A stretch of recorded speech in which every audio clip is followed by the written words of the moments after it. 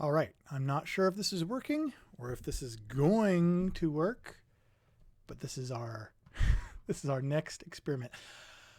And so far it's just me and in the audience, good friend and podcaster Bill Corey, who's telling me in the comments that he believes in me. Thank you, Bill.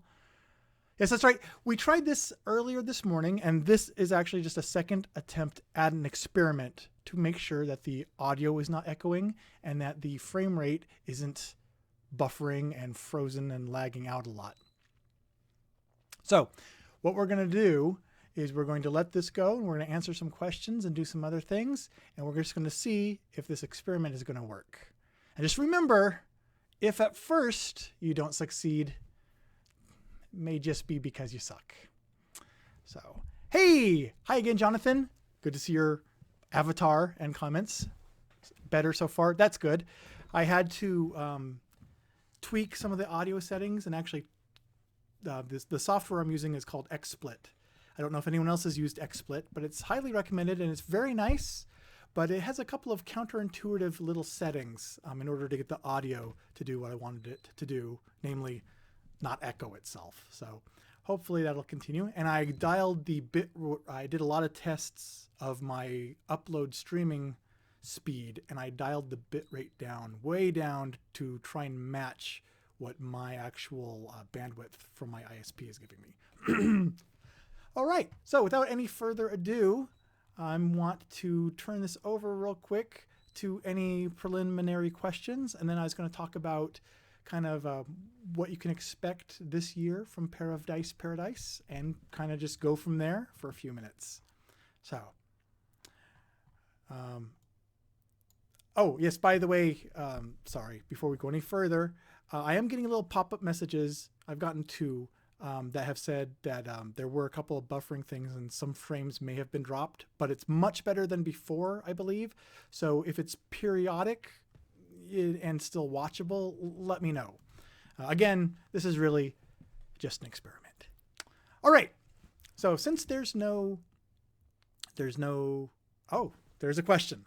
Our first question.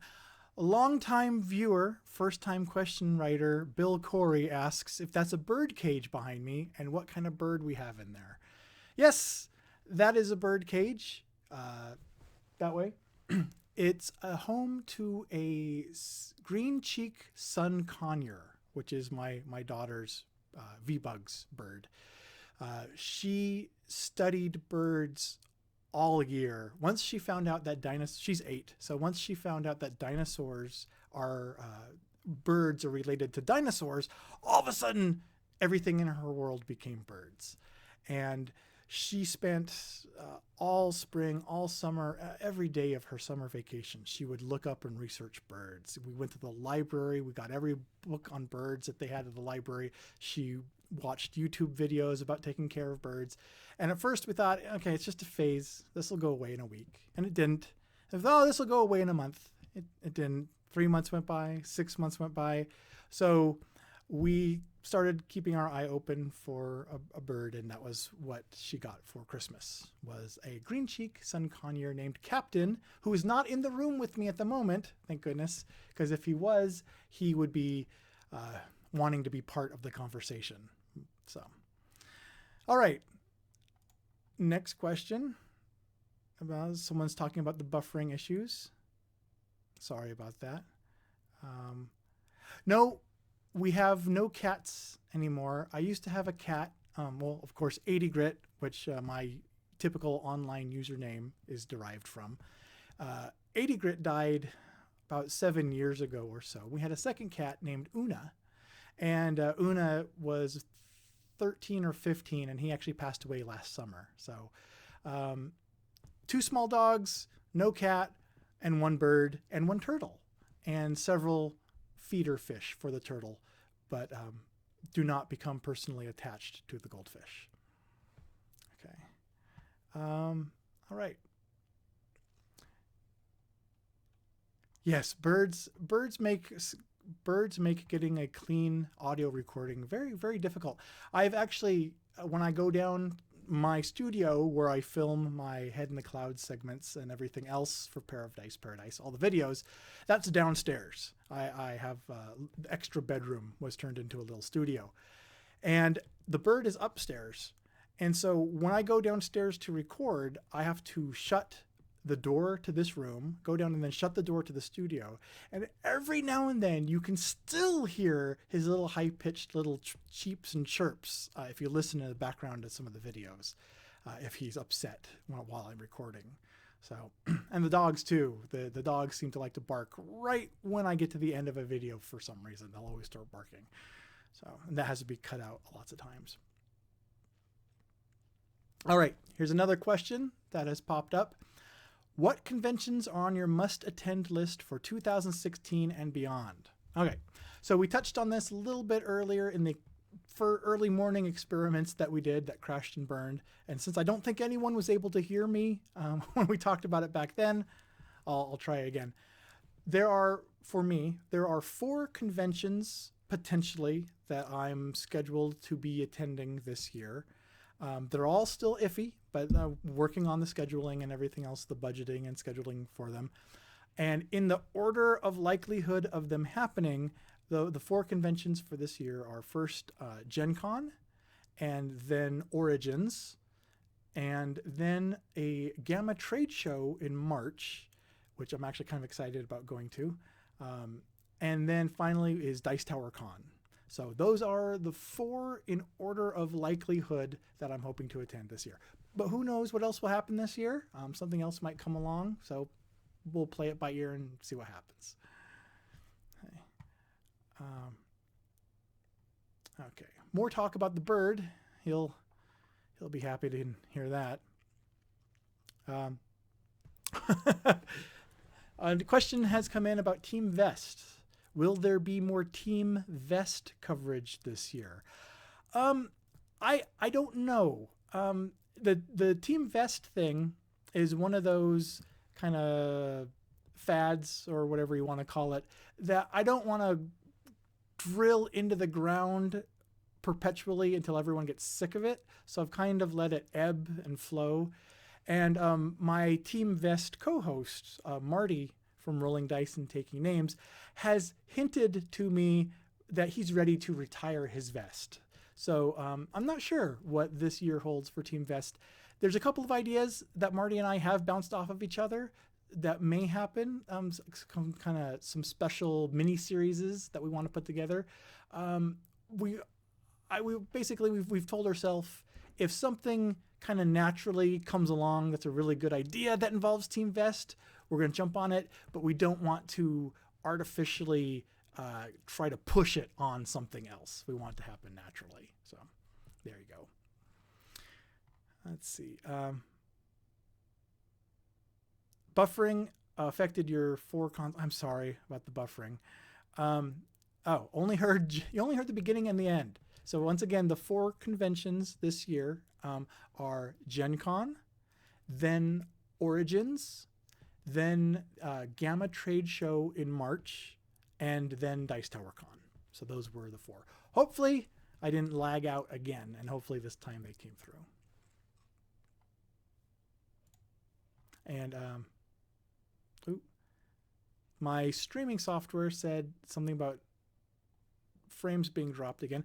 I'm going to see if I can actually dial down a setting and see if that will affect the performance, improve the performance at all. So give me 1 second.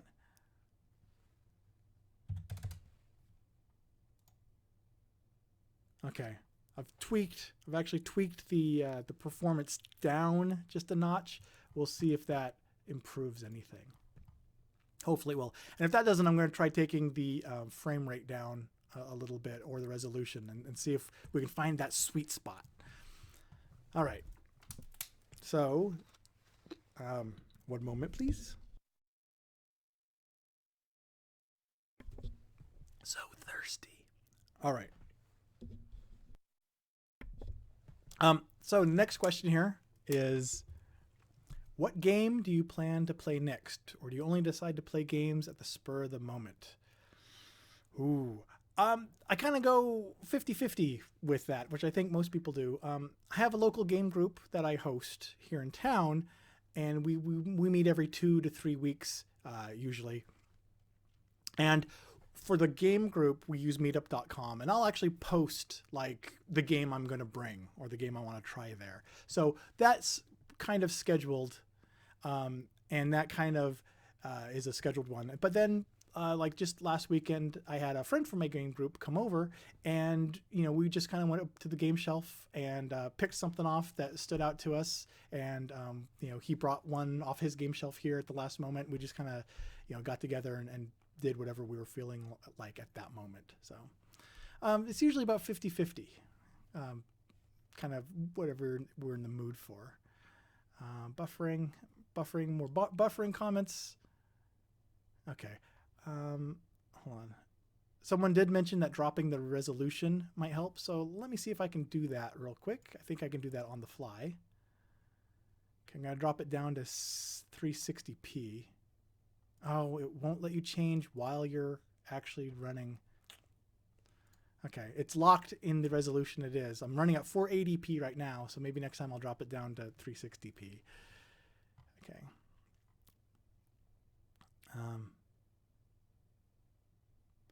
So yes, sorry. Third one, Bill, you guessed it was BGG Con. The third one was actually a Gamma trade show this March. It's kind of an industry trade show I'm hoping to go to. So that was the third one, third convention. Sorry. Gen Con, Origins, Gamma trade show, and then Dice Tower Con. Those are the 4. Maybe just listing that list is what makes it lag. That might be it, because it seems to always happen there. Okay. So yes, we talked about the resolution. Can't drop that down. Feed has been steady. Okay, feed has been steady since the tweaks. That's good, because I took the bit rate down. How many games are currently sitting in your collection? Last week's Board Game Breakfast episode, I did a count, and I can't remember. I can't remember if it was 196 or 296. That's a big discrepancy, but maybe it was 248. I think I have around 248 games currently in my collection, and I went through and did an inventory, and I believe that there are still 66 of them that are as of yet unplayed. But the good news is that number has actually decreased since last year. Last year it was almost a 50-50 split of owning games versus games that are still unplayed. So I've brought that down quite a bit. I'm hoping to bring it down even more this year. In fact, my next 2 Head in the Clouds segments on Board Game Breakfast are going to continue this thought and are going to be about inventorying the games that we have and kind of techniques for seeing what we've played and how often and stuff like that. Okay. No buffering since the tweaks. Good. I hope the bitrate helped. Just answered the question about games in my collection. Hi, Chaz. What is the worst game you have ever played? Oh, I got one, but I'm not going to tell you what it is yet. And I'm going to tell you why, because I'm actually planning on doing a very special, I'm planning on doing a review of it. So I don't want to spoil it here, because if I start talking about it, I'm going to give away all of the things I want to say about it in this video. But suffice it to say, as soon as I can find a copy of it, I don't know if it's out of print or not. I wouldn't imagine it is, especially when you see what it is. But as soon as I can obtain a copy of it, I'm hoping February or March, I'm going to produce a video about the worst game I have ever played.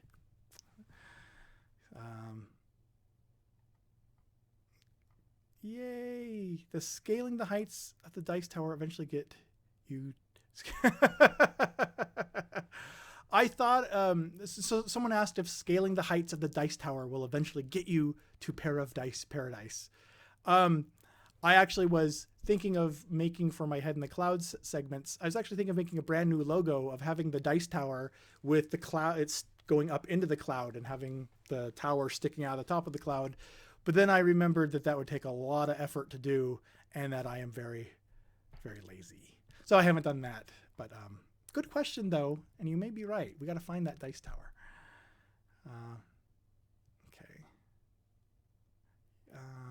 Yes, Bill, I'm bad at maths. Someone mentioned that I could always just put my list into Board Game Geek. I actually do. For the last 3 years, I have been recording all of my gameplay sessions on Board Game Geek. What I've been doing, and I don't think it was quite clear in the last segment, is if I play a game 3 times in one day, I've still just been recording one play in Board Game Geek. So something that I have played 10 times, it is actually, I've played it 10 different days, and it could be, 10, 15 or more plays, but I realized that as I was making that video, I've just been recording the days. So, but still the idea and the ratio, I mean, it's still pretty close, I think, for all intents and purposes for the video. All right. No, the worst game I've ever played is not the Justin Bieber game. Nope, it's not that one. And nope, not the Trump game either. So you're gonna have to keep guessing. Someone asks if they think that they can score me a copy of Trump the Game, if that's what I need. I actually have a copy of Trump the Game. Lucky me. Interestingly enough, when I would go to thrift stores, I would always see 3, 4, 6 copies of Trump the Game on the shelves every single time I'd go to a thrift store. After he announced his candidacy, that he's running for president this year, and after his campaign really started to pick up momentum with all the crazy garbage that comes out of his mouth, I haven't been able to find a copy of Trump the Game at any thrift store since. Last couple of months, they've been bone dry. So I think that's a really telling state of our society. If people are jumping on the Trump bandwagon, scooping up games of Trump they find at thrift stores. So it's a sad commentary, that there's something in our society that's caused people to pull those games off the shelf and take them back into their possession. It's kind of a sad day. Okay, let's move on.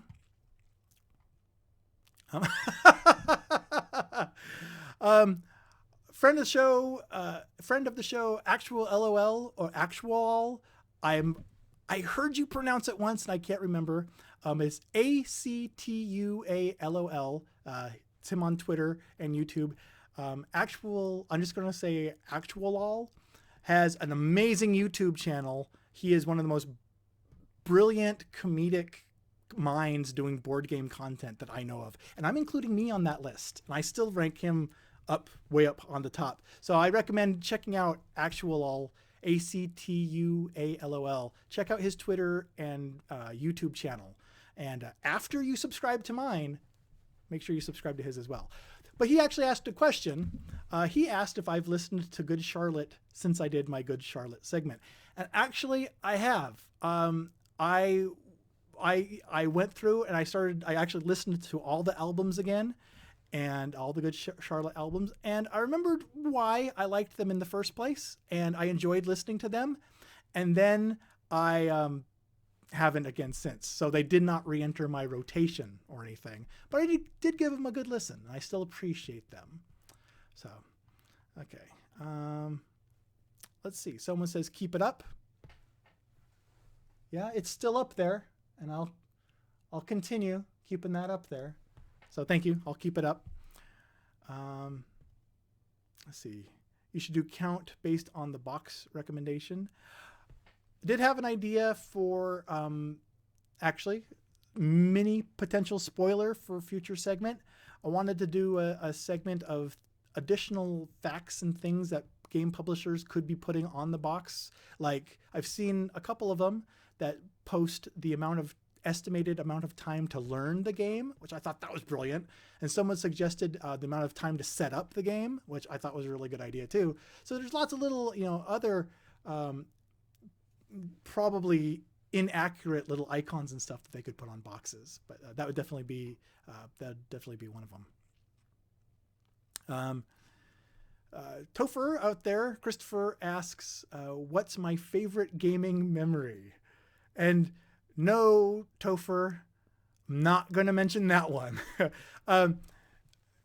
Topher there, Christopher, is actually he grew up he's the younger brother of my best friend since second grade, and he's one of the best best role players I have ever played with. In fact, it soured me on other role playing experiences because I always compare it to the games that we had.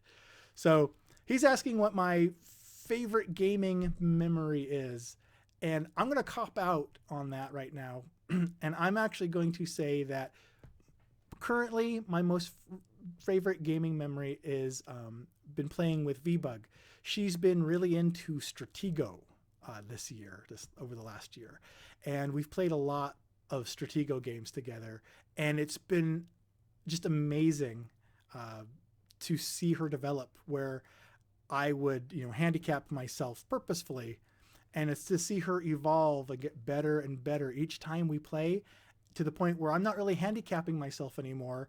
And it's about 50-50 the amount she wins now. So it's been really neat to see her ability to strategize and plan and play the game get better and better. So that right now, playing with my daughter, Stratego, that's my favorite board gaming memory at the moment.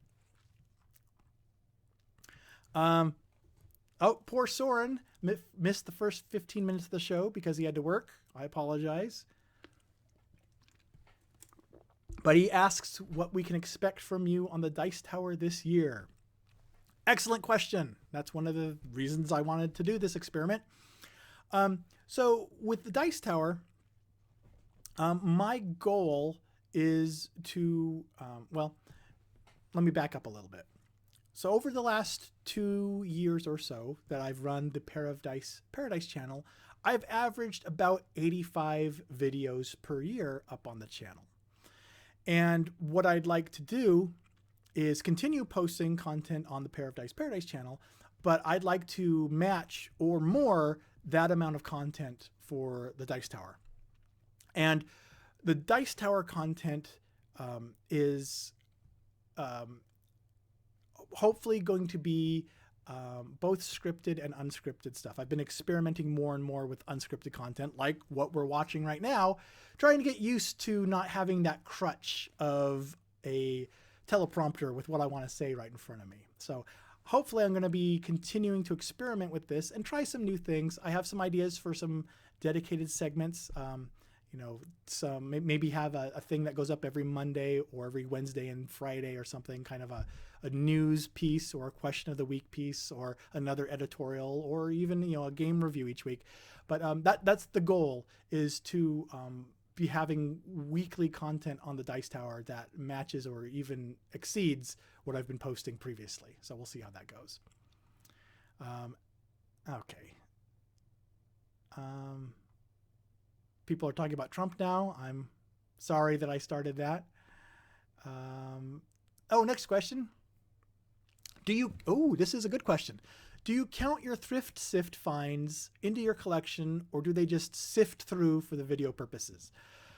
I usually don't count the thrift sift finds in my actual board game collection that's on the shelves behind me and logged in Board Game Geek.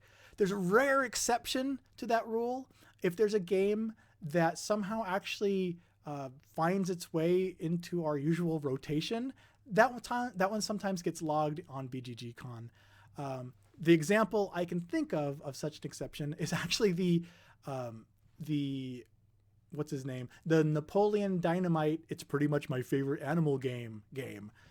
That one where you take 2 cards of different random animal names, and then you have to draw a new animal that combines those and get the person to guess the 2 animals that you're drawing in this combined mythical creature. My daughter fell in love with that game, actually, after we did the Thrift Sift episode, and we've continued to play it since on a frequent basis. So the Napoleon Dynamite, That's Pretty Much My Favorite Animal game, is one of the rare exceptions that actually made its way into the collection and is listed on BGGCon, just because BGG.com, because we've played it so much. But usually there's a separate closet where I've been keeping all the Thrift Sift games. So they are usually segregated so they don't taint my normal board game collection, because who wants that? Okay, let's see. Now I've lost my place. because things moved on me. Trump not being allowed in Canada.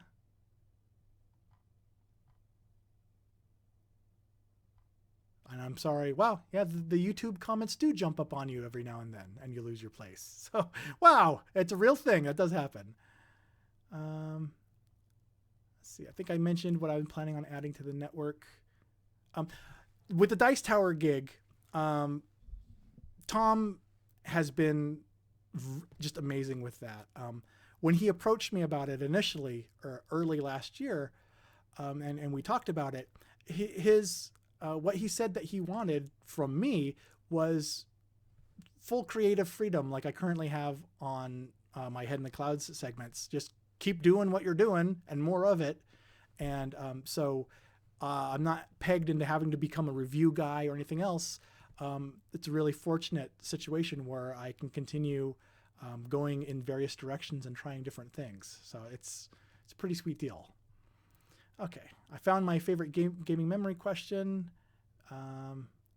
Best ice cream to eat with the game. Ooh, now we're getting into the interesting, strange questions that I would think no one would care to know the answer to. But I would say,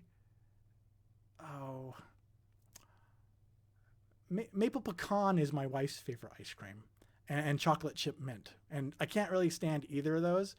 Usually I go for the anything from Ben & Jerry's that is chocolate ice cream with more chocolate in it. That's my current favorite. And I can't remember what they call it. Fudge explosion or something, or hey, you hate your heart, have this ice cream. I can't remember what the flavor's called. But that's currently my favorite ice cream to eat with a game or anything else. Okay. People asking, what places do you find games? Here in Massachusetts, we can't ever find anything at Goodwill or Salvation Army. I think the town that I live in, Eugene, Oregon, it's a college town. That might have something to do with it, but it seems to have an unusually high percentage of thrift stores in this town, and they're all really well stocked. So, but the thrift stores that I frequent are Goodwill. There's another franchise here called St. Vincent de Paul that usually has some good stuff in it. And there are some Salvation Armies here, but I've never found anything. It's always been like just scraps at Salvation Armies. So Goodwill, then St. Vincent de Paul, and then Salvation Army. And I thought there was one more, but it wasn't a chain. It was just some store. I can't remember what it was called. So Ed's Stuff, maybe. I'm not sure. Okay. Did I ever try Stratego Legends? I'm not sure.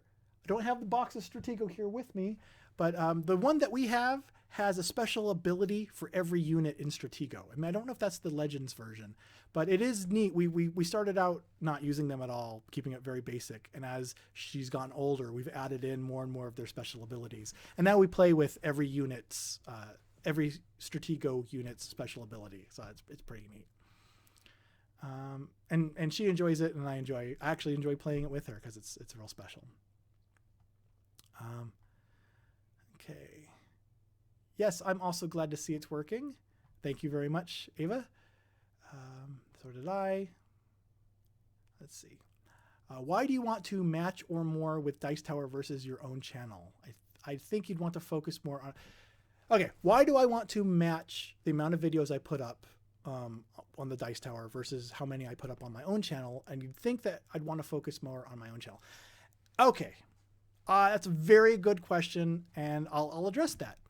The reason why is because I think it's the best way to be able to have the videos be as close to self-sufficient as possible. I'll explain.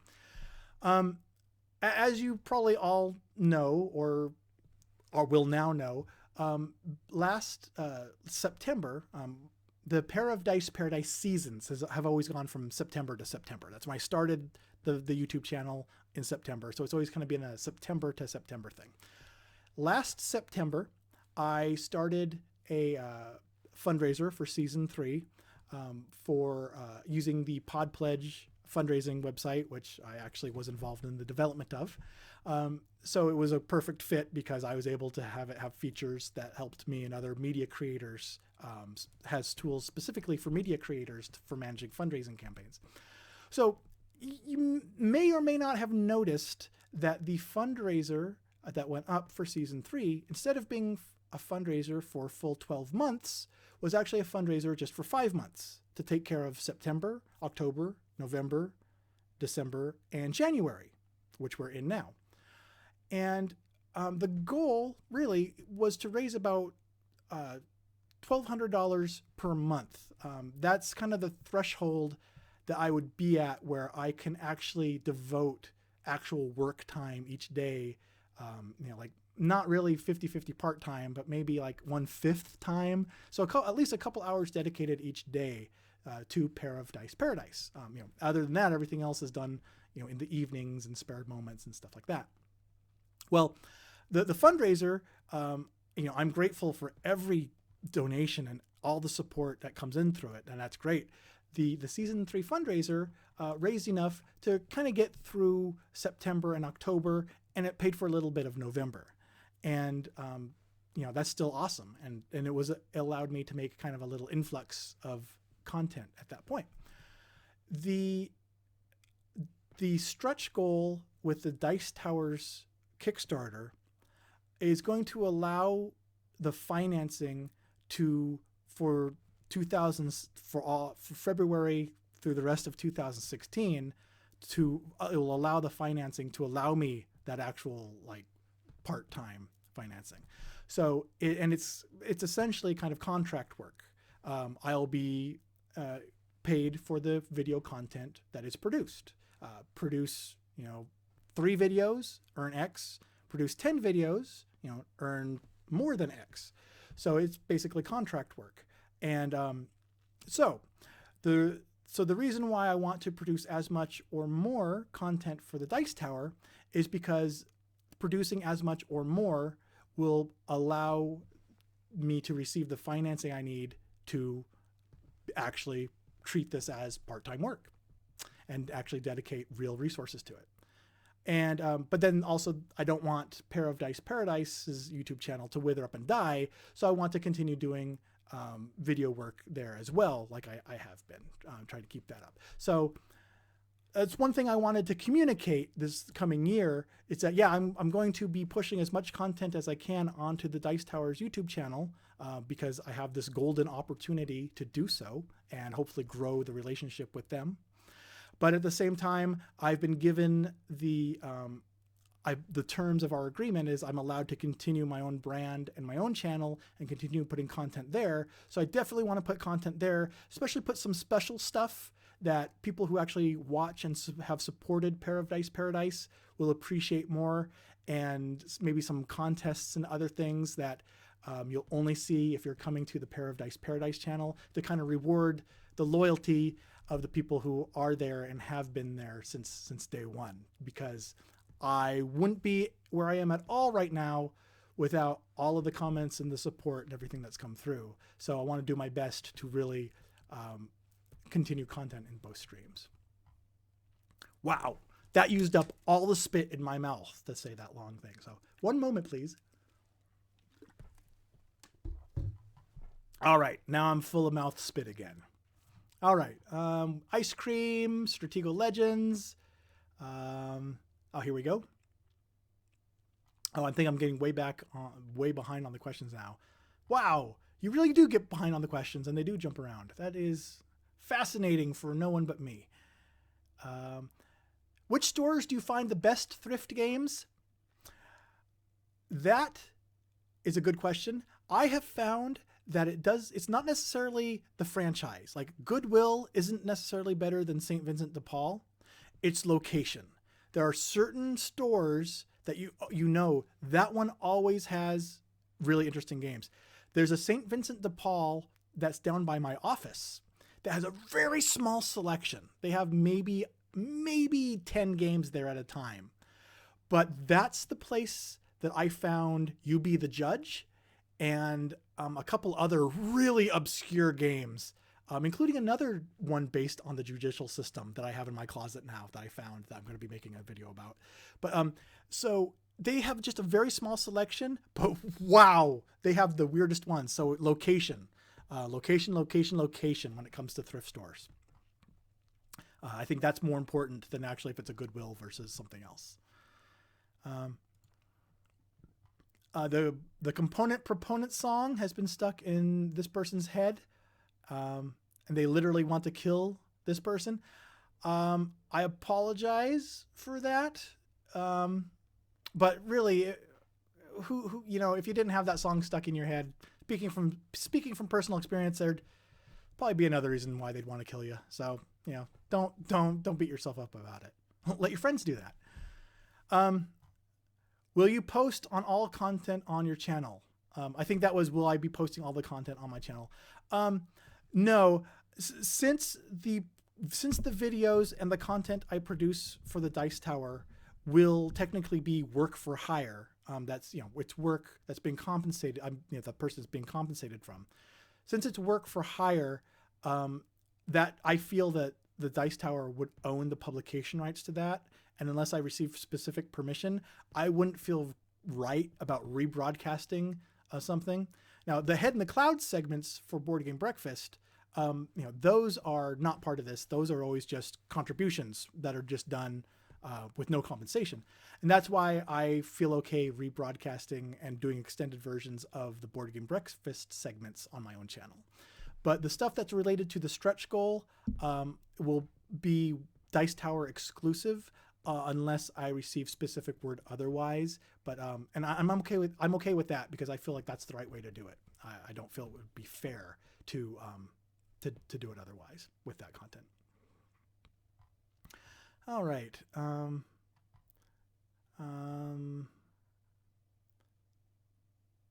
Best game to play while listening to Dr. Dre. Oh my. I'm trying to come up with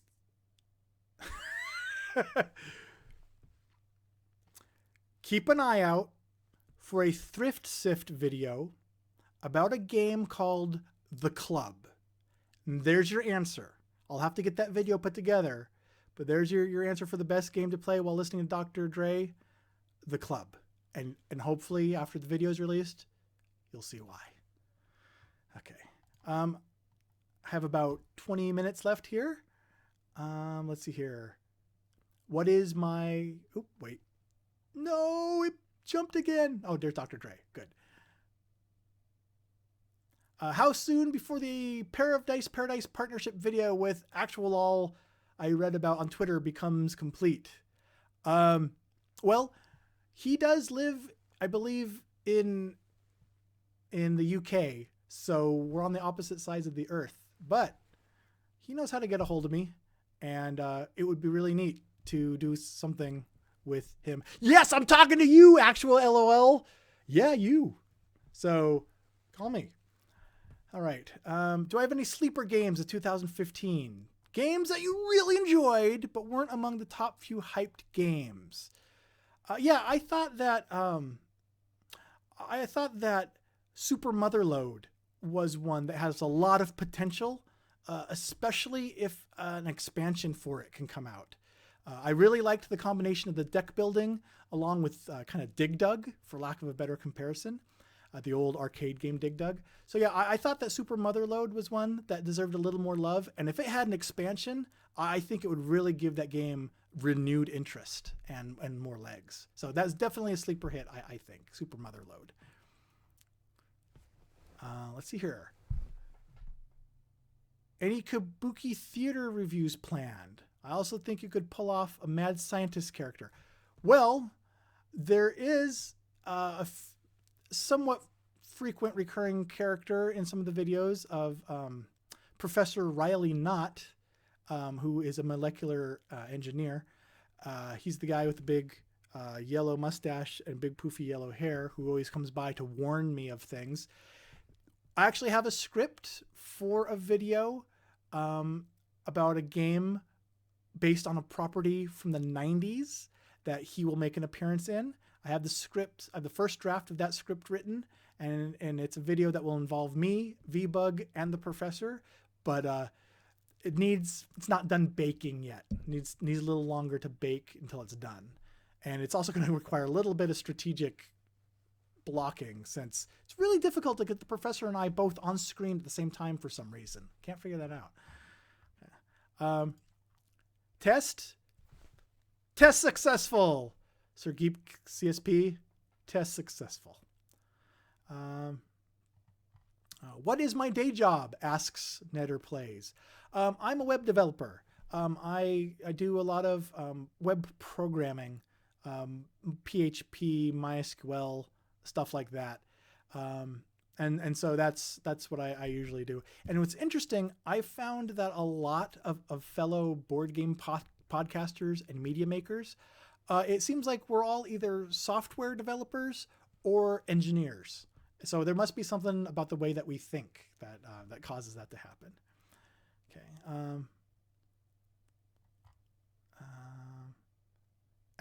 Thank you, actual LOL. Thank you for correcting my pronunciation of that. Here's a good question from Robert Johnson. How much randomness do you like in games? I like a little bit of controlled chaos.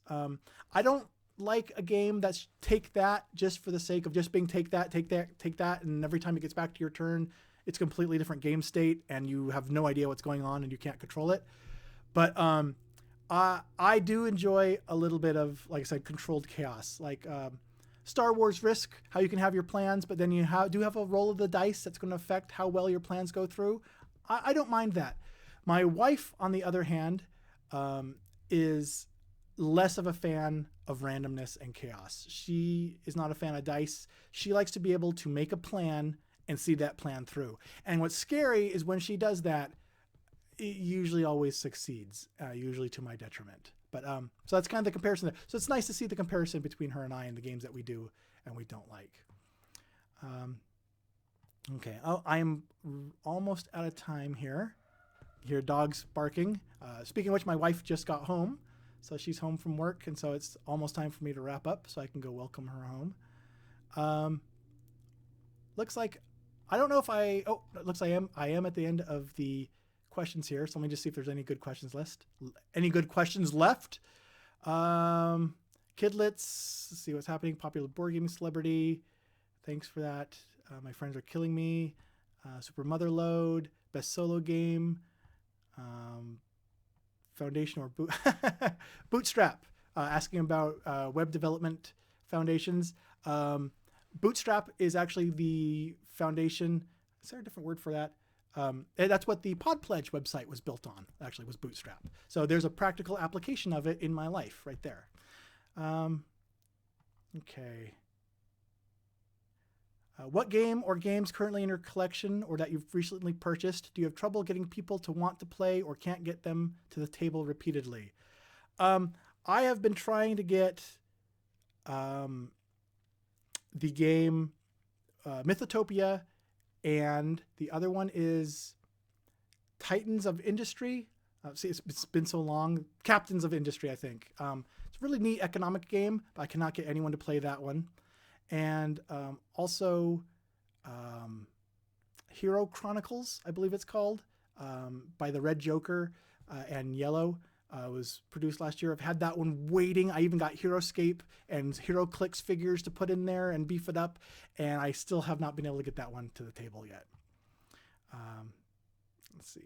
Framework. Thank you. That's the word. Bootstrap framework. Okay, I'm going to answer one more question here. What YouTubers do I watch? Ooh. If I was to go through my subscription, you know what? Let's go through who I'm subscribed to on YouTube to round this out, and I'll just tell you.